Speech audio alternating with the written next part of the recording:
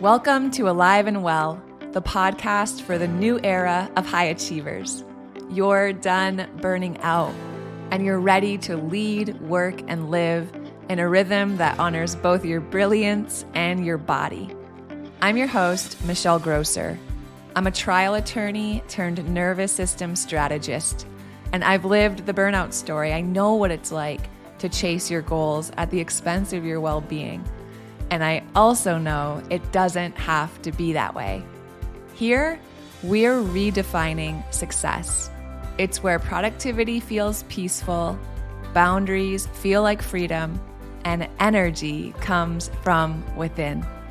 Each week, I'll share practical tools for nervous system regulation, time mastery, and somatic strategies so you can show up with clarity, calm, and confidence in every part of your life. Because you, my friend, were given a spirit of power, love, and a sound mind. So here's to life and living it fully.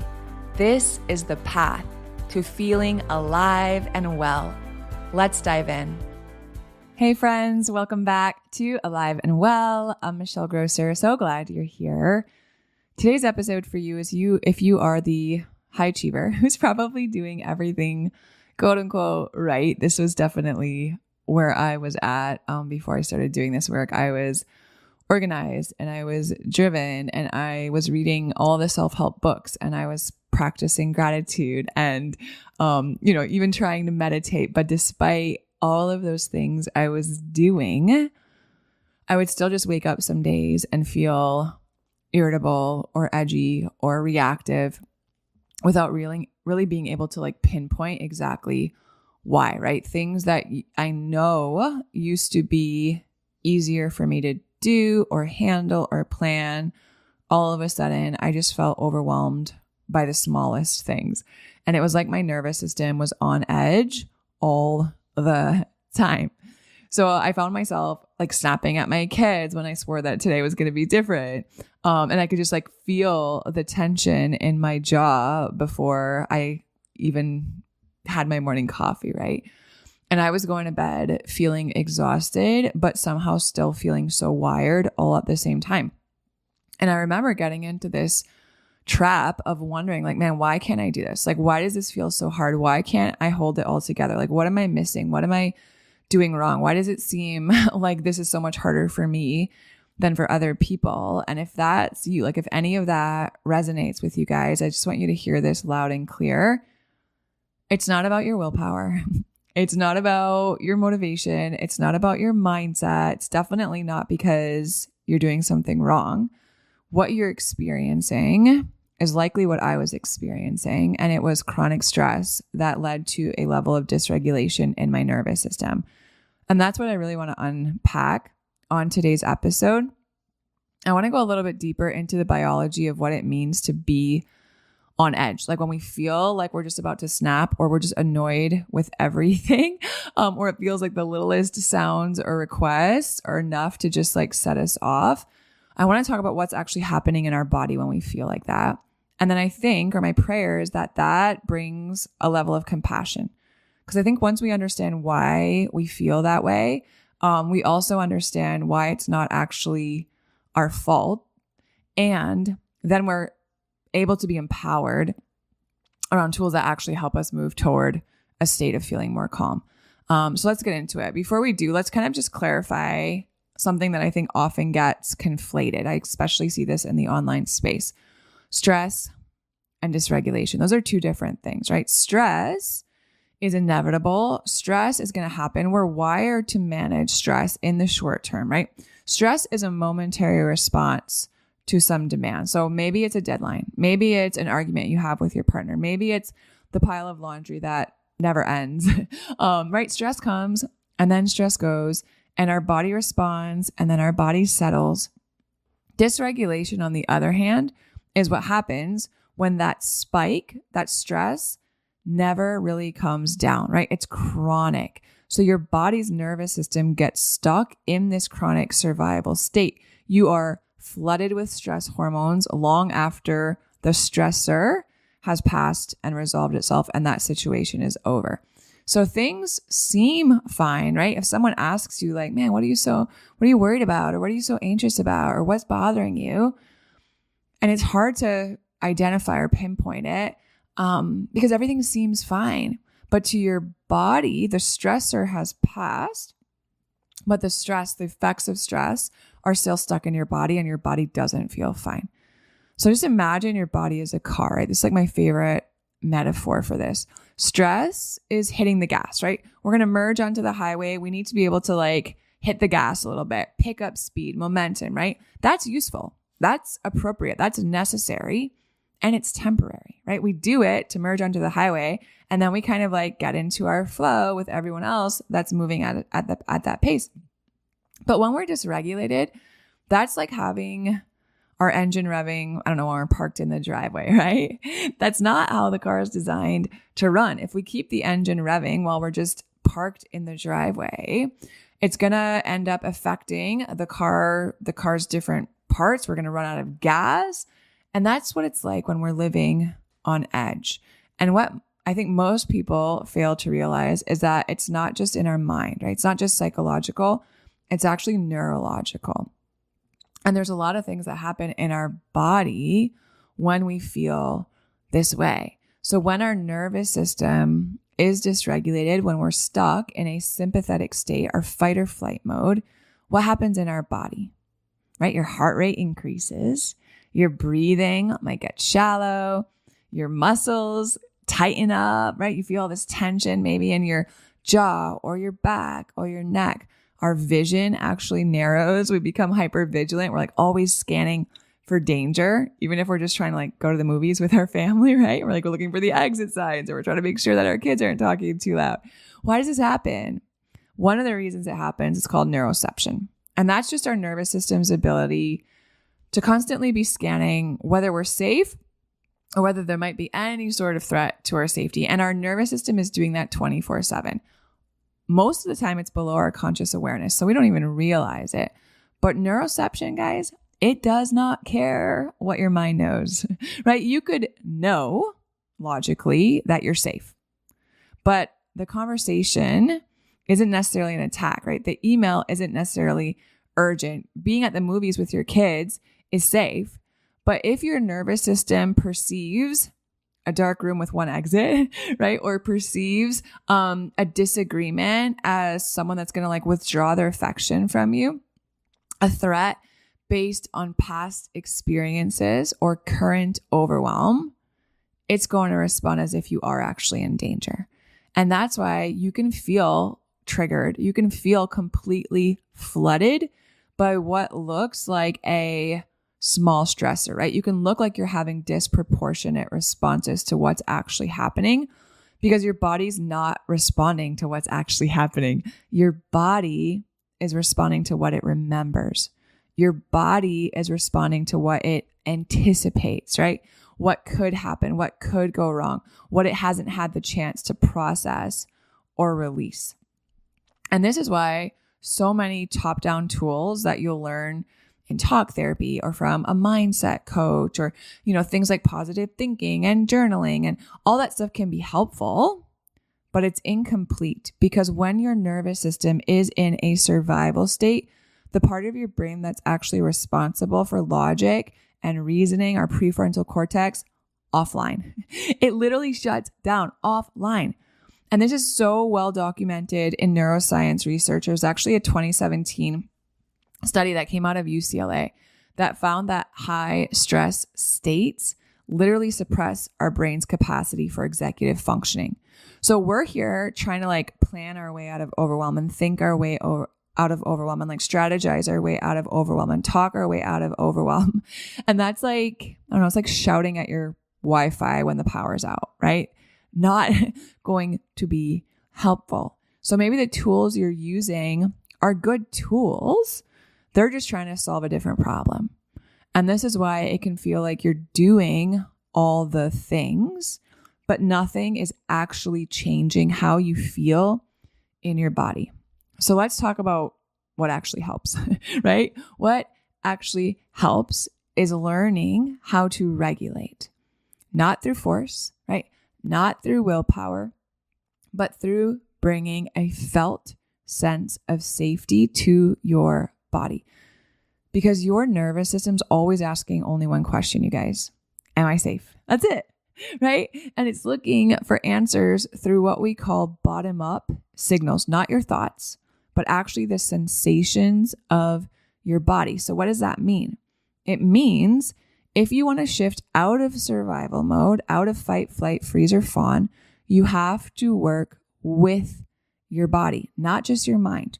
You actually need tools that speak to your nervous system's language, breath, movement, sound, temperature changes, rhythm, pressure, right? Like, let me give you some examples of what this can look like. Breath, right? We all know that when we're feeling like we're starting to be activated, the first thing, right, that someone else might tell us or that we tell our kids is like, hey, take a deep breath, right? Especially long, slow exhales. Not so much taking the deep breath, but that actually activates our sympathetic nervous system, right? Think about it if you're like startled, what do you do? Right? That inhale is not what I'm so worried about when we're talking about regulating your nervous system. I want you to focus on your exhale. Long, slow exhales. That's what actually activates your vagus nerve and signal your parasympathetic safety. What else? Maybe it's weighted pressure. Maybe you have a weighted blanket that you really love, or you like to be held right in a tight hug when you're feeling stressed or overwhelmed. Or maybe it's just taking your own hands and placing them on your chest and putting some gentle pressure there. That can really help bring safety to our body and calm hyperarousal. Our body is really regulated by certain movements. So things like rocking or swaying, right? We think about how we like instinctively rock babies to soothe them. That kind of rhythmic input really soothes the nervous system. Sitting in a rocking chair, right? Just even standing and just swaying, letting your arms kind of hang and sway as you twist your torso. That in and of itself, man, do that for a minute or two and notice the safety that it brings to your body. Vocalizing, humming, right? Singing, certain sounds like making this sound, ooh, like that. That stimulates your vagus nerve through the vibration of your vocal cords. So that can be really helpful for a lot of people. Temperature changes, cold water on your face, right? Grab the pack of like frozen vegetables out of your freezer and just hold that on the back of your neck. Take some ice cubes, right? Rub them on the inside of your wrists, hold them in your hands, rub them on your cheeks, dunk your face in a bowl of ice water. All of these things can really downshift you quickly by triggering what we call our dive reflex. And that activates your parasympathetic nervous system, which is your body's calming mechanism. And then even like grounding through your feet, just like standing and just noticing the sensation of your feet on the ground, right? That can help anchor you back into the present. Just noticing where you are, orienting yourself to the present, going through your senses, right? Noticing, the sun on your skin, or noticing the feeling of grass in your feet. All of these things can really help bring you back. And guys, this isn't rocket science, right? These are not complicated. Most of them can bring regulation to your body in less than a minute and a half. But the difference is that they actually bypass your thinking brain, which is what's so cool and so powerful about them. They bypass the part of your brain that wants to sit there and continue to ruminate and loop and I can't believe and what if, and it bypasses that and goes straight to the body. And that's where regulation really begins. And this is actually the foundation of a framework that I have been working on for the last year or so. And I'm calling it Return. It's my return framework. We're returning to regulation. And that's what I teach inside of my signature group program, Burnout Recovery Blueprint. So return, every letter in the word return represents a different, really key phase in the healing journey. So it's a step-by-step process. It's what we go through inside of Burnout Recovery Blueprint. And it helps high capacity women, just like you, recover from burnout, learn to regulate their nervous system by actually working with it in this step-by-step approach. and not against your biology.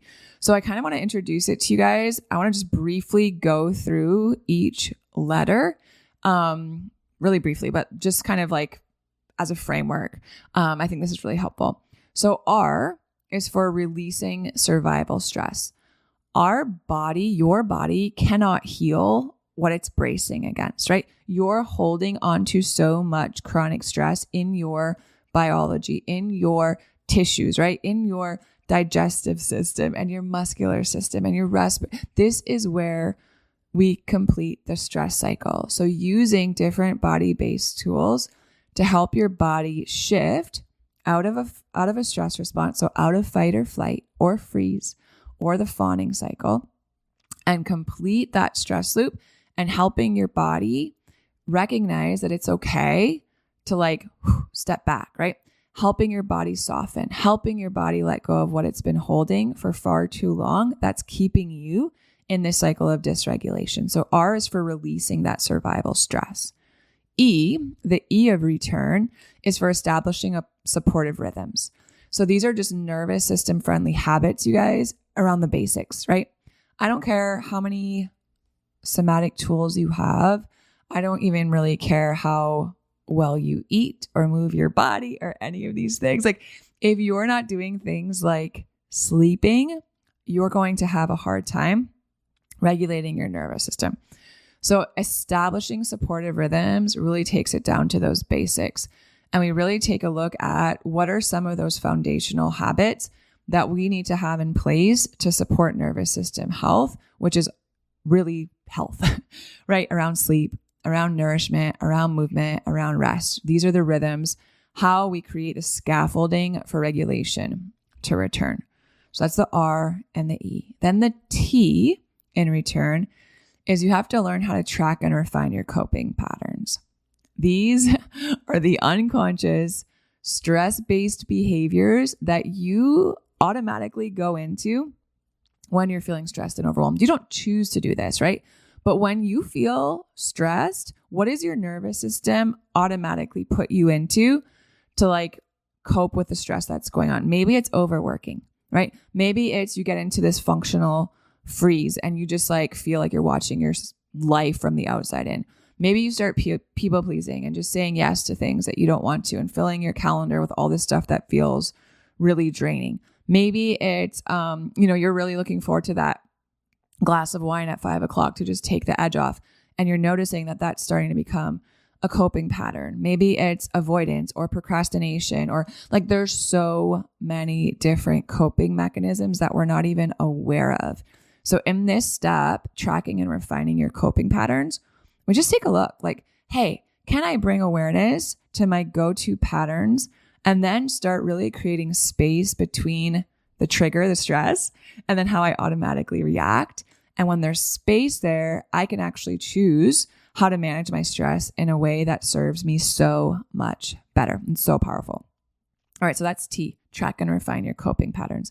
And then the U. U is you got to understand and regulate your emotions. This, I cannot overstate how important this is. Also, for me personally, out of all of these, right, return, you understanding and regulating my emotions has probably had the greatest impact in me learning how to regulate. Because it's not that I was like constantly snappy. It's not that I was a yeller or a screamer or whatever. And if that's where you're at, no shame in that game. I understand. Most of us are on one end of the spectrum when it comes to our emotions. Either they just like come out, right? And everyone is like at the mercy of however we're feeling.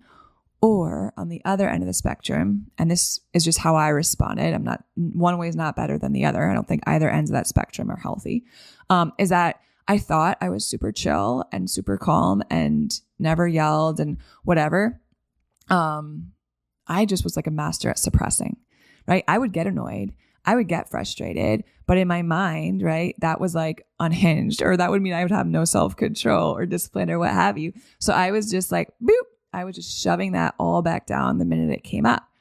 So what we have to learn how to do is move from either of those extremes, everything coming out and have no emotional regulation, or completely suppressing everything, and find that balance, right? Not suppression, not bypassing, but actually learning how to express and move through feelings somatically to allow them to release instead of constantly recycling them. Because when we don't have healthy emotional regulation, that takes up so much space energetically in our body, you guys, that will exhaust you to no end. And that leads to resentment, or it leads to bitterness, or all these places that we don't want to be. But when we learn how to build the capacity to ride emotional waves without like getting taken under, such a game changer. So that's the U. And then the next step, the R in return, the second R, is to start to reinforce boundaries that really protect your energy and really serve you well. Not just setting these boundaries, you guys, but actually regulating through them, right? With others and with ourselves. So we spend a whole module, a whole lesson around boundaries. I teach you the 4 areas that I think everyone needs to have boundaries around your behaviors, your attention, your bandwidth, and your inner child. We look at that. We look at our trigger points when we're triggered and tempted to cross a boundary. We talk about a framework that I have for when we actually cross boundaries, how we get back on track, how to communicate boundaries. This is such a big part in protecting ourselves from burnout and regulating our nervous system. And then finally, the last letter in the return framework is N. And N is for really nurturing a new way of being. So I don't want you to be in a place where you're just like managing burnout, right? I'm just like surviving. It's like, man, I wake up and I'm just like, how can I get through the day? That's not living.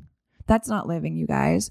Can you nurture a new way of being? Can you integrate the work and then root into a life that actually feels filled with joy, energized, right? Sustainable, connected, whole, like dare I say, alive and well.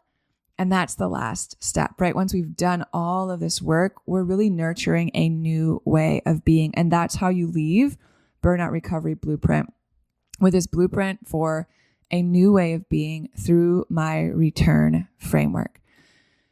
And really, we start with that first phase, releasing survival stress, because until your body feels safe enough that it kind of stands down, backs out of this stress response, and gives you access to your prefrontal cortex, none of this deeper work can truly land, you guys. It's why you can do all the talk therapy in the world. It's why you can, rework your planner and your schedule in 700 ways. It's why you can, try to have a new morning routine, but none of it sticks, because until your body feels safe, you guys, none of that deeper work can land. Your brain is just not wired to receive it or put it into practice. Your boundaries, your emotional capacity, your ability to show up differently, all of that stuff depends on your nervous system actually being regulated enough to receive those changes. So we begin with the body. We begin with safety. First exhale, right? And that's exactly what we will be exploring together in the workshop that I'm hosting at the end of August. If any part of this is resonating, I really want to invite you guys to attend. I'm hosting it on Tuesday, August 26th, a free live workshop. We're going to be jumping on a Zoom together. I'm calling it From On Edge to At Ease, and it's designed to give you a felt experience of what we just talked about. Because I think it's great to listen to this podcast and conceptualize it and gain the information. But it's so different to actually have me walk you through parts of this. Like, I want you to experience the shift, not just hear about these tools. So yes, I'm going to teach you practical somatic tools in this workshop that you can start to use right away. And you're going to begin to understand why your burnout or why your anxiety or why your dysregulation hasn't responded with the traditional fixes. It's free to join. I would love to see you there. There's a link in the show notes. You can go ahead and register, or you can head to michellegrosser.com/workshop to save your seat. But here's what I want to leave you guys with today. Just the reminder that it's not that you're not cut out for this. It's not that your body is failing you or you're being dramatic or what have you. You're simply experiencing a nervous system that's very likely been stuck in chronic stress and survival for too long. And that's not your fault. But the good news is that you can learn how to shift it. I've done it. So many of the women I've worked with have done it, and you can move from feeling on edge to truly feeling at ease. And it's not by doing a bunch more stuff, but it's actually about doing things differently. And it all starts with your body. All right. So thanks so much for being here today, for leaning in, for learning, just for being in this world with me. I'm so grateful. I can't wait to see you guys inside of the On Edge to At Ease workshop. I love y'all so much. Have a good one.